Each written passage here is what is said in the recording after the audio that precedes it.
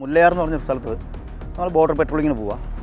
പെട്രോളിങ്ങിന് പോയ സമയത്ത് ഇപ്പോൾ എല്ലാ ബോർഡറിൻ്റെ സൈഡിലും നമുക്ക് ഒരുപാട് അനുഭവങ്ങളുണ്ട്. ഈ അനുഭവത്തിൻ്റെ വെളിച്ചത്തിൽ ബോർഡറിൻ്റെ സൈഡിൽ ചെല്ലുമ്പോൾ കണ്ണി വയ്ക്കുന്ന സ്ഥലങ്ങൾ, മരത്തിൽ കെട്ടുന്ന റിങ്ങിൻ്റെ പാട്, ഇത് മൃഗം നടക്കുന്ന വഴിയാണോ, ഇത് മനസ്സിലാക്കിയിട്ട് നമ്മൾ അവിടെ പരിശോധന നടത്തും.